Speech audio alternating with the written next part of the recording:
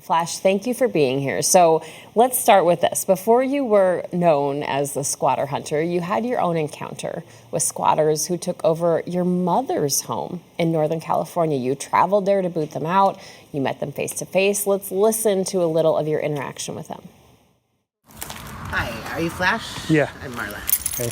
I'm really sorry about all this. I really am. It's just, it's a nightmare beyond. The stuff is in the house. You told me that it was accidentally delivered and it was in the garage. No, I didn't say it was in the garage. Oh, no. No. I never said that. I mean, I was overwhelmed by the this. amount of stuff when I pulled in here. When I pulled in here yesterday, I mean, I didn't expect all this. But this has just been a nightmare all along. And Yeah, I'm sorry to have added to that. I really am. I'm sorry. So tell us, Flash, about that encounter. How did you feel going into that situation, not knowing who you might find there or what might happen? you know, I sometimes I still have a hard time watching that. My father had just passed away, and we moved my mom in with me, and we were attempting to sell the house. I got a report that someone had broken in the back door, and I called the sheriff, like everyone, and I heard the words that homeowners absolutely, just are horrified to hear, that it's a civil matter and there's nothing they can do. So, learning all about squatters, literally over a weekend, a week, figuring out loopholes and figuring out what I could do, I had to be the good son and take care of my mom. I couldn't tell her. She was too emotionally distraught at the time. So I had to get her to write me a lease. And, squatters have fake leases many times. And I was going to be driving 10, 12 hours. So the last thing I wanted to do is show up there and have them show a lease and be told that I have to just drive back home. So I told her I was going to do some more repairs on the house and I needed a lease. And I went there and basically I took possession. I waited for them to leave and, out squatted them and, got the house back. So how did you then turn that into this career you have? I did that originally in 2019, and then COVID happened, and I held on to it. I didn't want to post a video. I would have been the most hated American if I was seen kicking, people out on the street during COVID. So, I posted the video in 2023, January, and it went viral. And then, I think people just liked and appreciated the humane part of it, and I felt like almost an obligation to do something good with it. People are reaching out, asking me to use my popularity to help others. So I originally announced that I was going to fight for law change, and that became the first thing. I figured if I can, I can't help everyone, but if I can change laws, it will. And then, I was getting media, but I thought the only way for me to really step it up and bring the awareness, in every state is if I started helping people.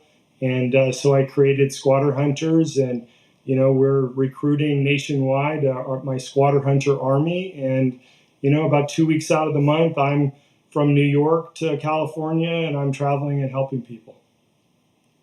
So you talk about going from state to state, and in many states, once squatters are living inside a property, it's difficult to get them out. Here is how you have described it in the past.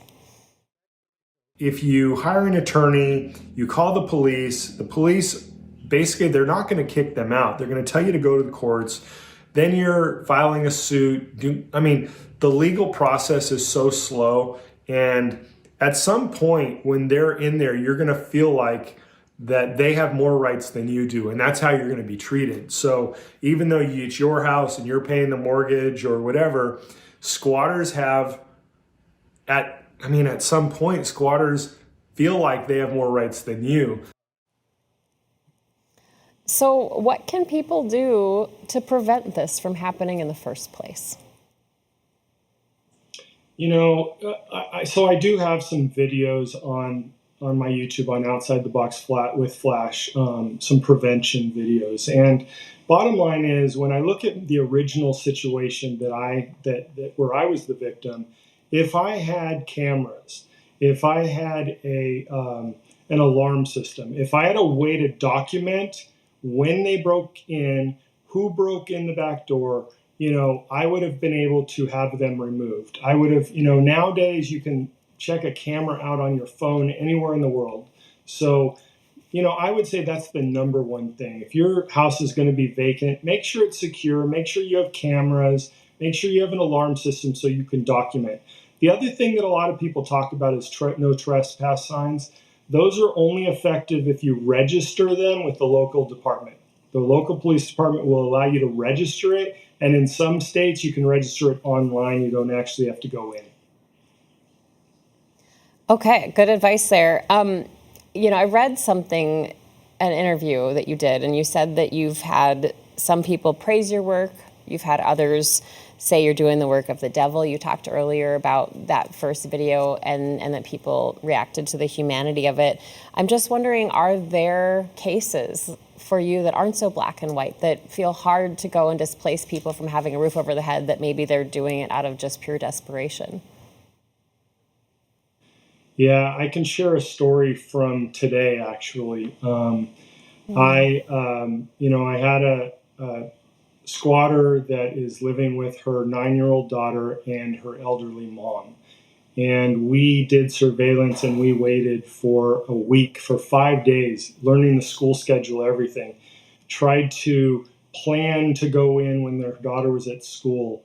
And, we entered the house, or we started to enter, we knocked on the door, and then I see the little girl behind the mom. And right away, I step back.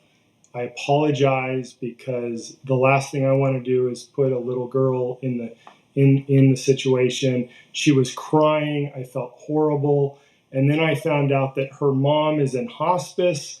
So I did what I needed to do. I got them to give me a key to the premises. I got, law enforcement to let them know that we have a legal right to access the house, but we're going to do it at a later time when her daughter's in school, and I'm going to look into, her mom's condition and make some decisions moving forward.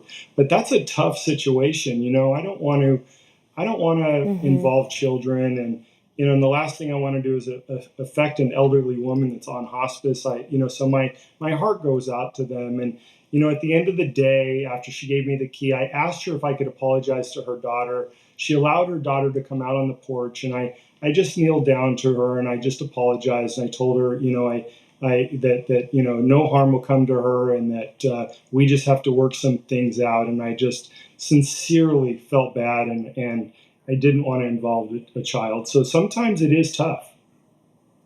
I imagine. Thank you for sharing that story with us.